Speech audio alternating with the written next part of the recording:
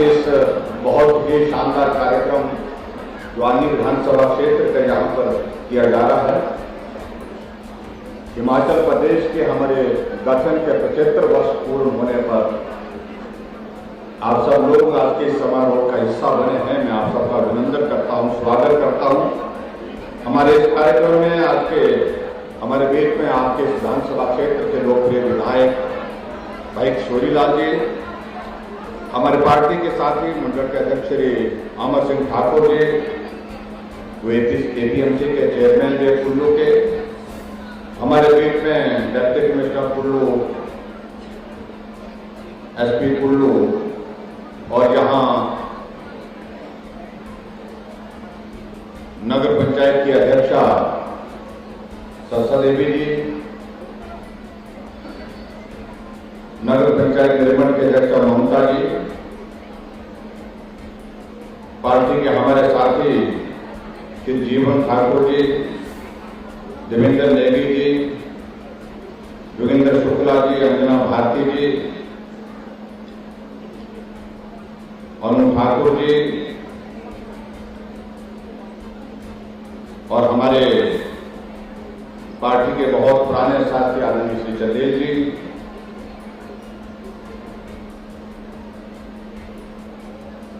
सबका नाम संभव नहीं है, मैं क्षमा चाहूंगा। जहां हमारे विभागों के सभी अधिकारीगण, पंचायती राज संस्थाओं के चुने हुए प्रतिनिधि, महिला मंडल के सभी प्रतिनिधि, उपस्थित सभी भाइयों बहनों, नौजवान साथियों और पत्रकार मित्रों,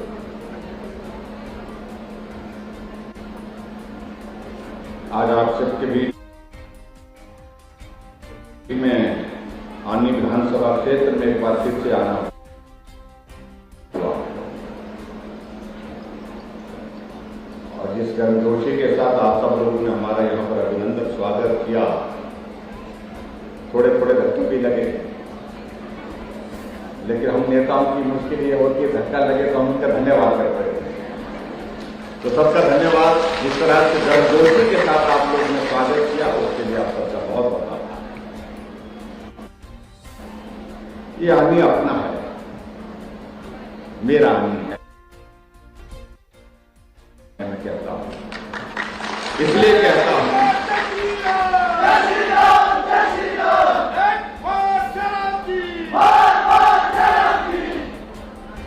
कि जैसे सराजी आप हैं वैसा सराजी मैं हूं।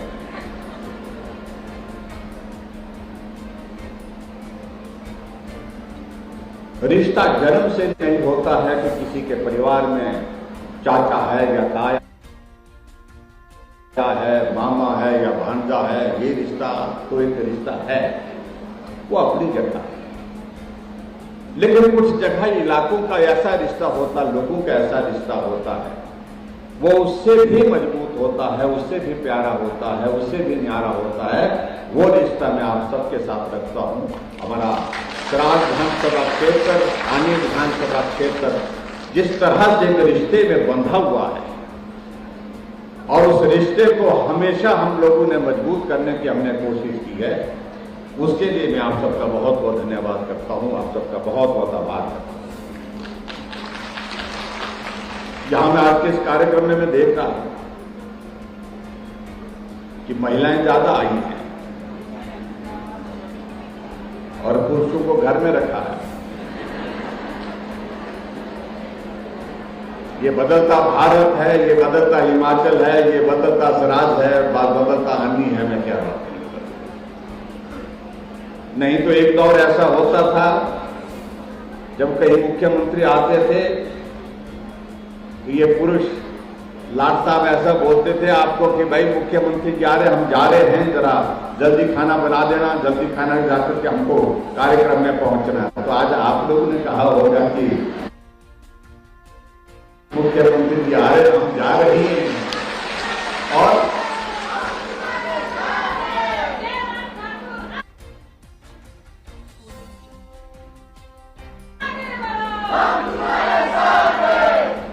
आपकी आवाज उन तक पहुंच रही होगी और पूछेंगे घर अच्छा है ना, और आगे बढ़ाने की बात कर रही है, ठहरो तुम घर तो आओ ना, ऐसी बात होगी। मैं क्षमा चाहूंगा आप लोगों के बीच में देर से पहुंचा। कोशिश की जल्दी पहुंचने की, लेकिन उसके बावजूद इसमें लग गया। इसलिए अगर आप लोगों ने आज ये काम कर ही लिया है, आप आ ही गए हैं, तो घर में मैसेज भी दे दो कि शाम को देर होंगी, थोड़ा खाना वाना बना कर चले, ये भी संदेश दे दो। अब क्या करें भाई, दौर ऐसा आ गया, वक्त ऐसा है। अभी हाल ही में मैंने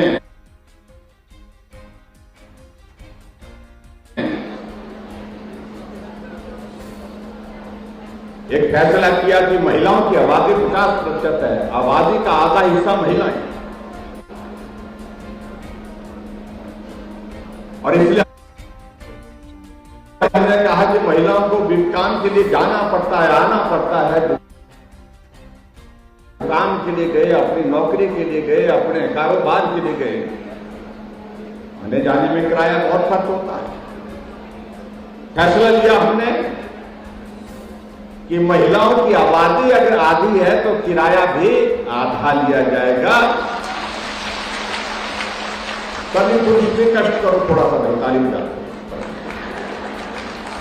ये पुरुष नहीं बिगा रहे, आप देख रहे हैं, देखो कैमरे वाले भी देख रहे हैं, आप लोगों के चेहरे देख रहे हैं। जब मैंने इस तरह का फैसला किया तो हमारे किसी साथी ने मेरे को व्हाट्सएप पे मैसेज डाल दिया मोबाइल पर, बोलता हाँ आपने महिलाओं के लिए कर दिया ये, लेकिन हमने क्या बिगाड़ा था उसका। मैंने कहा भाई साहब बिगाड़ा तो कुछ नहीं, अब महिलाओं का वक्त है, उनको आने जाने का रास्ता थोड़ा और आसान करना चाहिए। कहने लगे कि हमारा क्यों नहीं किया। अब आप बोलते वोट मांगने के लिए आएंगे तो बोलते उनसे मांगना, लाड़ी से वोट मांगना, मेरे से वोट मांगना मुझे। मैंने कहा ये तो बड़ा क्या हो गया भाई, ये तो बड़ा मुश्किल हो गया। फिर मैंने उनको बोला, मैंने कहा भाई साहब बुरा नहीं माने आप भाई, कि भाई लाभ तो आपको भी हुआ, आप भी उसको फायदे में रहे। बोलता हम कैसे फायदे रहे, किराया आपने उनका माफ किया तो हमारा थोड़ी किया। मैंने कहा फायदे में ऐसे रहे, जब महिला घर से जाती है तो बटुआ तो आपका ही खुलता है। हाँ वो तो है, वो तो बटुआ तो खुलता है, पैसे तो मेरे चले जाते हैं। तो मैंने कहा तो आपका बटुआ आधा खुलेगा, आधा फायदा आपको हुआ कि नहीं? होता हाँ हुआ। मैंने कहा इसका मतलब ये नहीं कि आप रोजाना ये लाड़ी को भेजते रहो, जा दुकान जा भी, तू ये बाजार जा, तू ये काम तब सकता है, जा तू भी इस काम को करके आ जा, ऐसा मत करना। मैंने कहा जब काम को अपने आप ही करना, मतलब वो तो करेंगे, लेकिन मैं कह रहा हूं कि जब हमने इस तरह का फैसला लिया, कुछ हमारे कांग्रेस के मित्रों ने कहा कि बोलते हैं आपने महिलाओं को बोलते मुंहखोर बना दिया, और मुझे इस पर घोर आपत्ति इसलिए है क्योंकि महिलाओं को मुंहखोर शब्द कहना, माताएं बहनें हमारी, उनके आने जाने का रास्ता हमने सरल किया है, उसमें थोड़ा जो बोझ पड़ता उसको कम करने की कोशिश की है। हमने अगर मदद की है तो इसका मतलब ये ना समझे दूसरे लोग की हमने उनको मुंहखोर बना दिया। ऐसे शब्दों पर हमको जो है वो सख्त आपत्ति है, और ऐसे शब्दों का इस्तेमाल करना उचित नहीं है। कांग्रेस के लिए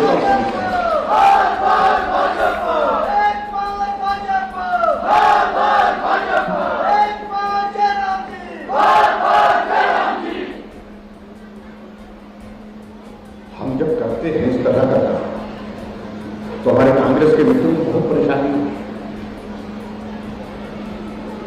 और अपने आप बोल रहे हैं जब हम सत्ता में आएंगे, अब 18 से 60 साल तक तो महिलाओं के लिए 1500 रुपए हर महीने का देंगे।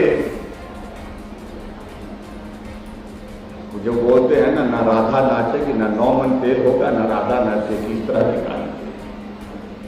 जो कांग्रेस पूरे देश भर में खत्म हो गई, कुछ नहीं बचा, बेटा भी मुक्का, जिसको हम बोलते हैं ना, क्या बोलते हैं, बेटे बोलते थे। हाँ हाँ जी, हाँ बेटे खत्म हो पूरे देश में, रही कहां बची कहां। तो इसलिए यहां कहां से गुंजाइश होगी भाई। आज के ये कार्यक्रम हमने अलग तरह का कार्यक्रम रखा, आजकल हमारे से बहुत परेशानी है, बड़े बड़े तंबू लगा रहे हैं। मैंने कहा तुम भी आओ ना तंबू में, हमारा तंबू तो लगा रहेगा, गड़ा रहेगा और लंबे समय तक रहेगा। और हमारा तंबू तो देश में भी है और प्रदेश में भी है और ये लगा ही रहेगा। मैं आपको बताना चाह रहा हूं,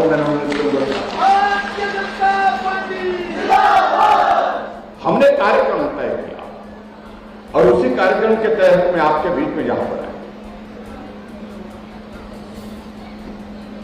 आज देश की आजादी के 75 वर्ष पर अमृत महोत्सव मना रहे हैं। आदरणीय प्रधानमंत्री जी पूरे देश भर में अलग अलग कार्यक्रम करके 75 वर्ष की भारत की इस यात्रा का जिक्र लोगों के सामने, देश के सामने, दुनिया के सामने कर रहे हैं। और अभी आप लोगों ने देखा होगा कि 75 वर्ष पूरे होने पर जो 15 अगस्त का कार्यक्रम था, प्रधानमंत्री जी ने पूरे देश के लोगों से आग्रह किया कि ये बड़ा महत्व का विषय है कि 75 वर्ष आजादी के पूरे हुए हैं। अब की बार हम सम्मान में जहां अमृत महोत्सव मना रहे हैं, हम चाहते हैं कि हर घर तिरंगा, घर घर तिरंगा होना चाहिए। और इस कार्यक्रम के लिए हमने पूरे देश के लोगों से आह्वान किया।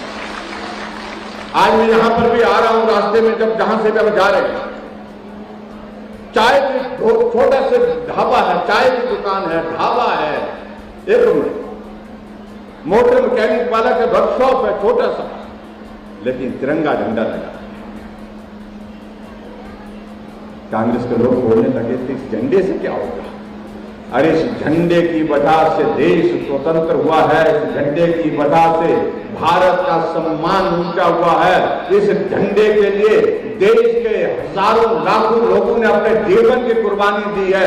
इस देश के झंडे के लिए हमारा सैनिक गोलियों से छलनी हो जाता है, लेकिन फिर भी तिरंगे झंडे को अपने हाथ में लेकर के उठा करके रखता है, भारत मां की जिंदाबाद का नारा लगाता है।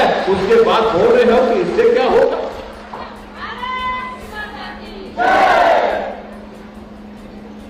देशभक्ति का भाव सदैव बना रहना चाहिए, देशभक्ति का भाव और मजबूत होना चाहिए। और हमें याद करना चाहिए जब देश आजाद नहीं था उस वक्त हमारे देश में किस प्रकार के जुल्म हमारे जो स्वतंत्रता सेनानी थे उनके ऊपर हो रहे थे। इसलिए भाई और बहनों, इस कार्यक्रम का महत्व अलग तरह का है पूरे देश के लिए, अमृत महोत्सव। और हमारे लिए सहयोग का विषय है कि हिमाचल प्रदेश के भी गठन के 75 वर्ष पूर्ण हुए। बहुत सारे लोग यहां पर बैठे हैं जिनकी उम्र जो है, जब हिमाचल का गठन हुआ उस वक्त उन्होंने देखा, तो मुझे नहीं लगता है कोई होगा। बहुत कम लोगों ने, जब हिमाचल बना था तो हमने ये सुना। हम इसे इतिहास में जाते हैं तो इतिहास में पढ़ने को मिलता है, लेकिन हमने भारत की स्वतंत्रता और हिमाचल प्रदेश का गठन अपनी आंखों से नहीं देखा। क्योंकि इसलिए नहीं देखा, उस वक्त हम इस दुनिया में आए ही नहीं थे। अगर हमें वो सौभाग्य प्राप्त नहीं है तो हम कम से कम एक बात को लेकर के तो करें कि जो हिमाचल प्रदेश के गठन के समय उस वक्त की परिस्थितियां थी, उनको जिन लोगों ने देखा है, उस चित्र को हम नई पीढ़ी के समक्ष रखें। क्या परिस्थितियां उस वक्त की, क्या हालात थे। इसलिए आज के इस कार्यक्रम में हम उन्हीं सारी बातों को लेकर के आपके बीच में अपनी बात कहने के लिए, हमारे विपक्ष के लोग इस बात को कह रहे हैं कि लोगों को इकट्ठा किया जा रहा है। हां, लोगों को इकट्ठा किया जा रहा है, लोगों को भाषण दिया जा रहा है। हां, लोगों को भाषण दिया जा रहा है, लेकिन हमने क्या गुनाह किया? अगर हिमाचल प्रदेश की इस यात्रा में आप लोगों ने डॉक्यूमेंट्री देखी होगी मुझसे पहले, यहां आने से पहले, हमारे आज से पहले जो 5 मुख्यमंत्री मेरे से पहले रहे हैं, हमने उनका भी धन्यवाद किया है। उनका भी योगदान हिमाचल प्रदेश के विकास में रहा है, चाहे वो डॉक्टर परमार जी रहे, चाहे वो वीरभद्र सिंह जी रहे, चाहे शांता कुमार जी रहे, चाहे ठाकुर रामलाल जी रहे, चाहे प्रेम कुमार धूमल जी रहे। लेकिन उसके बाद हमने एक बात को तय किया, सही मायने में इस यात्रा का साथी कौन? इस यात्रा में अगर यहां पहुंचे हैं तो किसका योगदान सबसे ज्यादा रहा है? वो योगदान रहा है आप सब भाई बहन जो यहां बैठे हैं, जो मेहनत कर, किसान, बागबान, कर्मचारी, हमारे डॉक्टर, इंजीनियर, जो जितने भी हमारे लोग हैं, उनका योगदान रहा है। चाहे माता है, चाहे पुरुष है, सभी लोगों का योगदान। इसलिए पूरे प्रदेश भर में आज हम अभिनंदन करने के लिए, उनका धन्यवाद करने के लिए निकले कि हिमाचल की इस यात्रा में आप सबका बहुत बड़ा योगदान रहा है। लेकिन यात्रा यही समाप्त नहीं होती, अभी हमने आगे जाना है, हिमाचल को और आगे बढ़ाना है। उसके लिए आप सबका योगदान चाहिए, आप सबका सहयोग। जिस तरह से 75 वर्ष की इस यात्रा में रहा, इस तरह से आपका योगदान आने वाले समय में भी चाहिए। इस आह्वान करने के लिए आप सबके बीच में आज के इस कार्यक्रम में हम यहां पर आए। लेकिन हमारे मित्रों को लग रहा है, उनको लग रहा है कि चुनाव आए हैं तो इसलिए कर रहे हैं। चुनाव जब आएंगे तो देखेंगे, चुनाव का दौर जब होगा तब की बात तब करेंगे। लेकिन मैं इतना जरूर कहना चाहता हूं कि हिमाचल प्रदेश में सब लोगों ने मेहनत के साथ इस हिमाचल प्रदेश को आगे बढ़ाने के लिए जो योगदान दिया है, हम उनका एहसान चुकता नहीं कर सकते। इसलिए मैं सार्वजनिक सभाओं में आजकल सिर्फ एक काम कर रहा हूं कि आप सबका आभार, हिमाचल वासियों का आभार, आप सबका धन्यवाद। और आप सब लोगों ने हिमाचल को आगे बुलंदी तक पहुंचाने में योगदान दिया है। और मेहरबानी करके इस बात को भी सुनिश्चित करें कि आने वाले समय में भी आप सबका योगदान इसी प्रकार से चाहिए।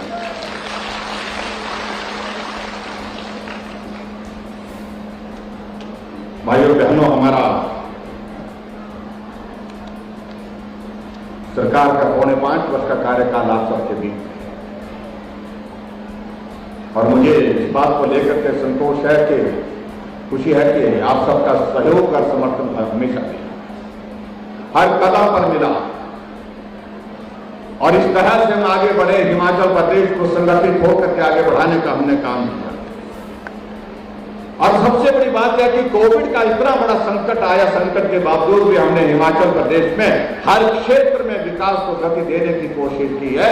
अगर आज हम आनी विधानसभा क्षेत्र के आपके यहाँ पर भी पहुंचे हैं तो मैं देख रहा हूं हमने 6 शिलान्यास किए हैं, और 6 शिलान्यास किए हैं। और शिलान्यास में हमने कितना 45 करोड़ रुपए का आज बजट प्रावधान करके आपके विधानसभा क्षेत्र के विकास को।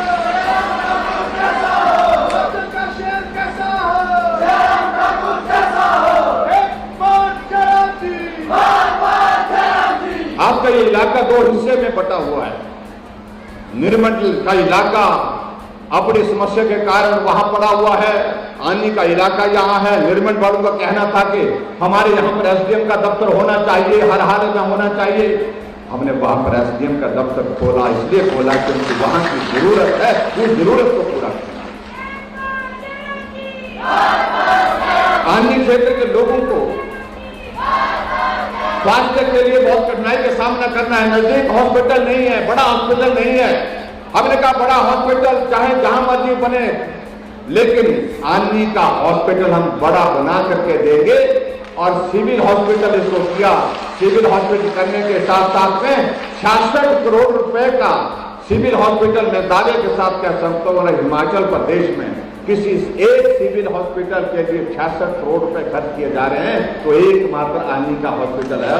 उसके लिए मैं आपको बहुत मेरे यहाँ पर भी सिविल हॉस्पिटल बन रहा है बक्सर में, लेकिन कितने से बन रहा है? इससे आधा 25 करोड़ में बन रहा है। आप 66 करोड़ के इस हॉस्पिटल में जब सारी सुविधाएं देखकर मिलेंगी आपको, तो आप यहाँ पर सब तरह के डॉक्टर यहाँ आपको उपलब्ध होंगे, सब तरह का इलाज आपको यहाँ पर उपलब्ध होगा। ये मैं आपके बीच में कहना चाहता हूँ। और इसलिए मैं आप सबको इस बात के लिए दिखाई देता हूँ, तुम जो काम जहां चाहिए, जहां जो विकास चाहिए, वहां पर वो विकास देने की हमने कोशिश।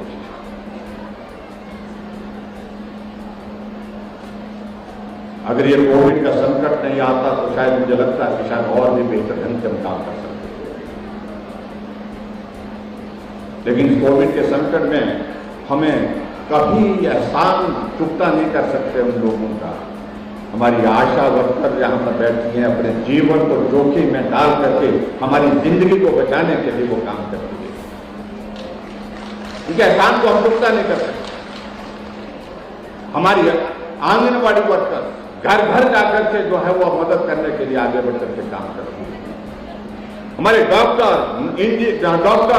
नर्सेज, फार्मासिस्ट, सफाई कर्मचारी, उनकी वजह से हम सुरक्षित होकर के यहाँ पर बैठे हैं।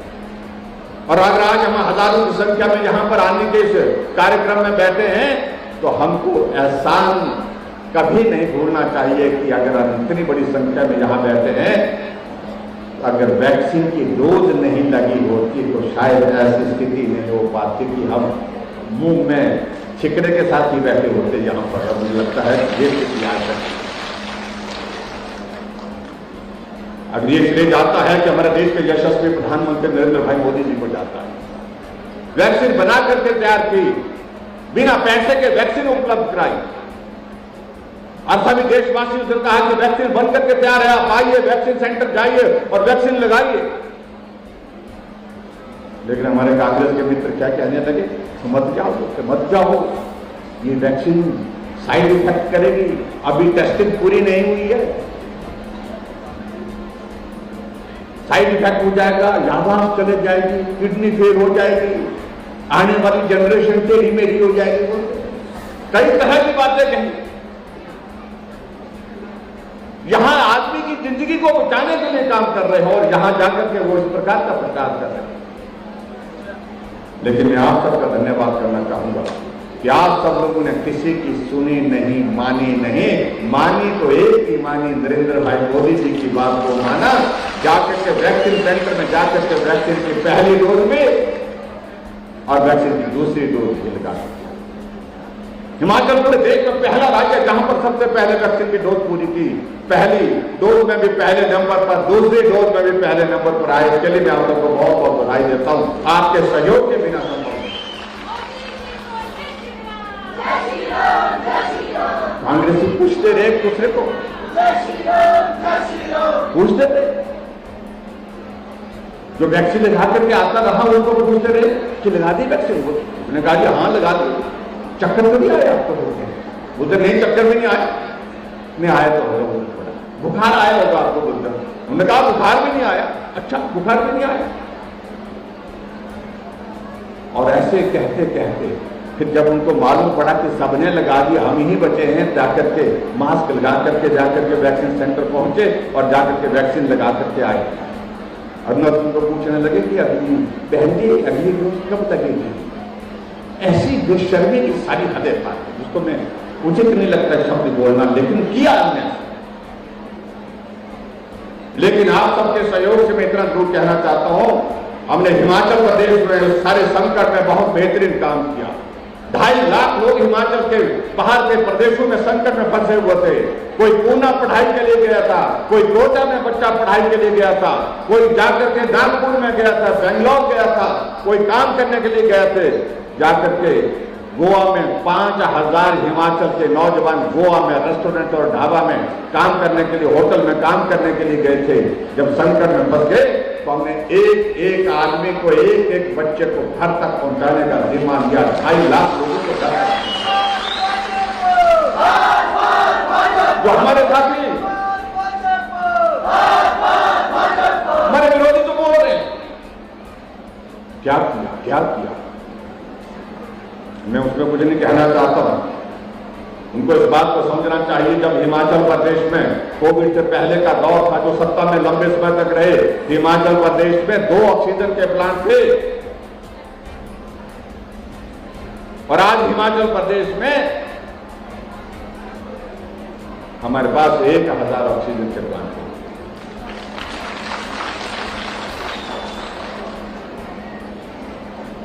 कितने आईसीयू बेड थे हिमाचल प्रदेश में? और आईसीयू बेड की संख्या भी हमारी 1000 से ज्यादा होगी, लगभग 1500 के करीब हमारी आईसीयू बेड की हमारी ये हो गई। हम उन बातों में जाएंगे तो बहुत लंबा समय लगेगा। भाई और बहनों, मैं आप सबके बीच में सिर्फ इतना ही कहना चाहता हूं कि आप सबका सहयोग मिला, हिमाचल प्रदेश लगातार आगे बढ़ते हुए अपनी मंजिल तक पहुंच रहा है।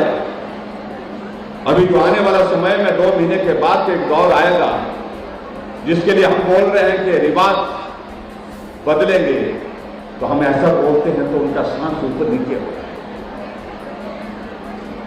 कहने लगे तो हिमाचल के रिवाज तो बहुत अच्छा है। मैंने कहा अच्छा रिवाज है, हम और रिवाजों को बदलने का, हम तो एक ही रिवाज को बदलने की बात करते हैं।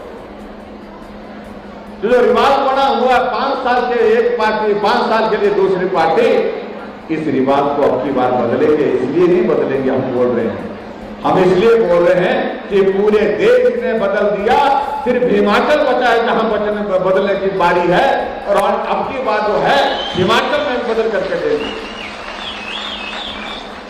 उत्तराखंड में रिवाज बना हो तो हर 5 वर्ष के बाद सरकार बदल जाती है, लेकिन अब की बार वहां रिवाज बदला, भाजपा की सरकार थी, भाजपा की फिर से।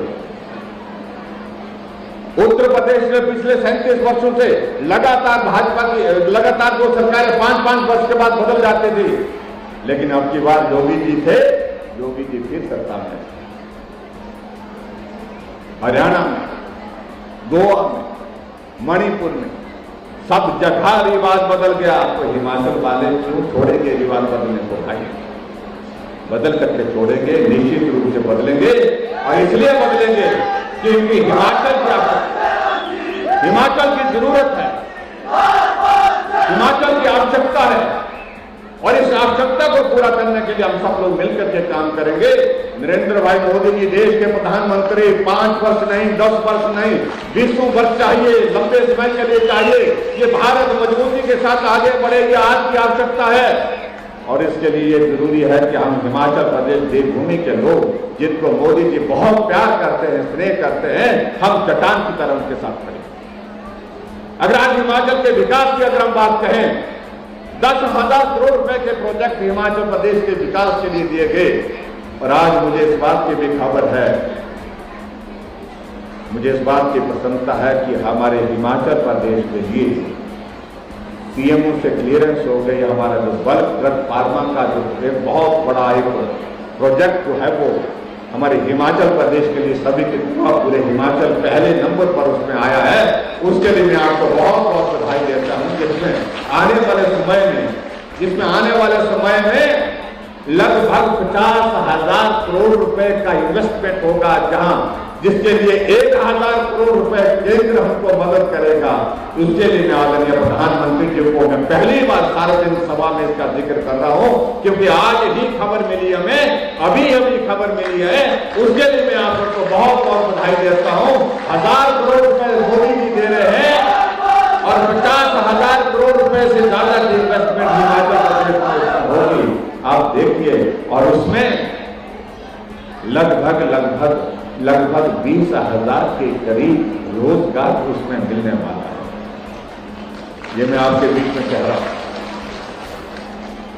फिर भी कहते हैं कांग्रेस के लोग, मोदी जी आए थे लेकिन दिया कुछ नहीं। अरे मोदी जी हमको बिना मांगे दे देते हैं। हिमाचल प्रदेश के लिए नरेंद्र भाई मोदी जी ने 800 करोड़ रुपए स्पेशल ग्रांट के तहत दिया। आज अगर हॉस्पिटल का भवन आपका बन रहा है आने का, वो देश जो है 800 करोड़ रुपए में से वो पैसा हमने आपके इस भवन के लिए, हॉस्पिटल के भवन के लिए दिया। आपके यहाँ पर सड़कों के निर्माण के लिए, आपके स्कूल के भवन के निर्माण के लिए अगर पैसे हमने दिए हैं, तो वो पैसा है जिसको नरेंद्र भाई मोदी जी ने विशेष तौर से हिमाचल प्रदेश के लिए दिया है। 800 करोड़ रुपए दिया, उसके माध्यम से हिमाचल प्रदेश में। इसलिए भाई और बहनों में उन सारी बातों का जिक्र करूंगा तो लंबा वक्त जाएगा, लेकिन मैं इतना जरूर कह रहा हूं, जिन योजनाओं के माध्यम से हमने हिमाचल प्रदेश के लोगों की सेवा करने की कोशिश की, वो सारी सेवाएं आपके सामने। कुछ लोगों की आदत बन गई, वो अपने आप को बहुत बड़ा मानते हैं। हमने बड़ा हो करके काम करने की कोशिश नहीं की, हमने छोटा हो करके काम करने की कोशिश की है, और छोटा हो करके आप सबकी सेवा करने की हमने कोशिश की है। ये मैं आपके बीच में कहना चाहता हूं। वो कांग्रेस के लोग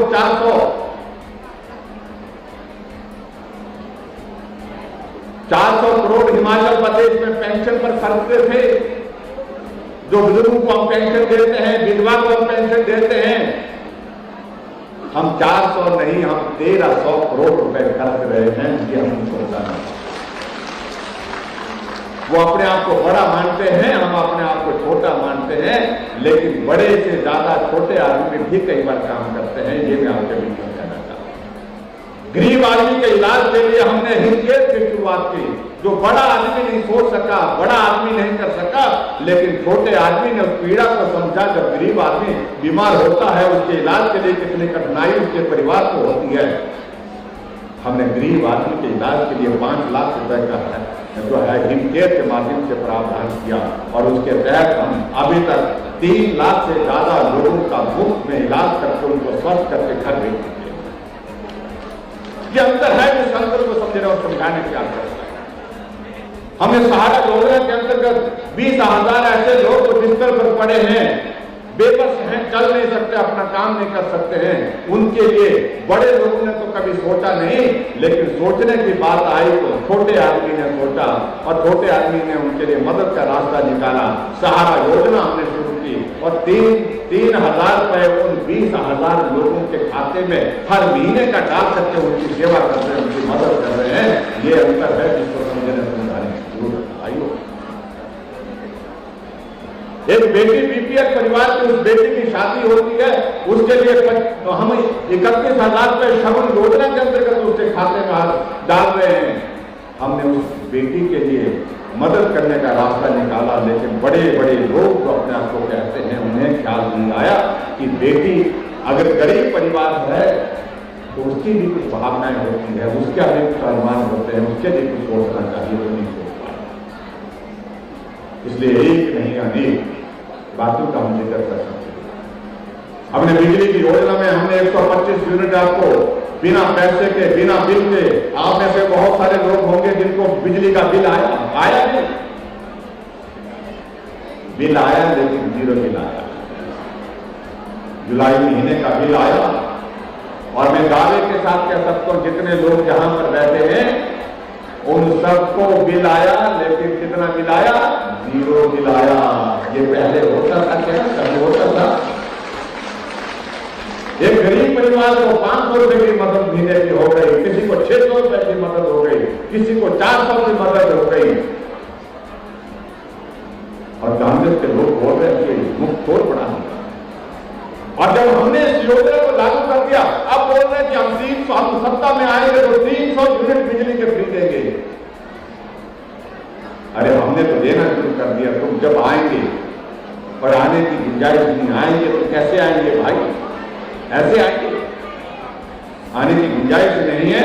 ये मैं आपके बीच में कहना चाहता हूं भाइयों बहनों। बाकी सारी बातों को लेकर के हम विस्तार में कभी दूसरे दिन बात करने के लिए आएंगे आपके बीच में। मैं आप सबका आभार व्यक्त करता हूँ, आप सबका धन्यवाद करता हूँ कि आप सबका साथ मिला है, सहयोग मिला है, हर कदम पर मिला है। लेकिन आने वाले समय में मैं यही कहना चाहूंगा कि आने विधानसभा क्षेत्र में भाजपा का विधायक जीत के फिर शिमला पहुंचना चाहिए। ये काम आप सौंपिए, इस काम को हम आपके ऊपर सौंप रहे हैं, और उसके बाद जो हमारे करने का होगा उस काम को हम करेंगे। ये मैं आपको विश्वास दिलाता हूं, और मैं आपको विश्वास दिलाता हूं कि आने विधानसभा क्षेत्र में जो विकास के लिए कुछ इलाके रह गए हैं, कुछ इलाके में अगर कमी रह गई है, उसकी भरपाई हम करेंगे, उसकी आप चिंता मत करें। और आप सबके बीच में इतना मैं कहना चाहता हूं, आज से पहले, मुझसे पहले 5 मुख्यमंत्री और रहे, और उन 5 मुख्यमंत्री को सामान्य परिस्थिति में काम करने का सौभाग्य प्राप्त हुआ। लेकिन एक दौर हमें भी ऐसा चाहिए जब सामान्य परिस्थिति में काम करने का अवसर मिले, यानी कि बिना कोविड के हम काम कर सकते हैं, ऐसा एक अवसर जरूर दीजिए। इतना मैं आप सबके बीच में कहना चाहता हूं। और यहाँ पर बातों को लेकर के विधायक महोदय जी और मंडल के हमारे सारे पदाधिकारी, अमर सिंह जी और सब लोग कुछ कह रहे थे, कुछ बातें हैं, हमने कहा कुछ मांगे का जिक्र कर रहे थे। उन सारी बातों को लेकर के हम बैठेंगे, बैठ करके चर्चा करेंगे, जो किया जा सकता है वो करने की हम कोशिश करेंगे। ये मैं आपको विश्वास दिलाता हूँ। और आज के इस कार्यक्रम में आप सब बड़ी संख्या में यहाँ पर आज के इस कार्यक्रम में पहुंचे, आप सबका बहुत बहुत धन्यवाद। और माताओं बहनों से तो मेरा एक ही निवेदन है कि एक तरफा होना है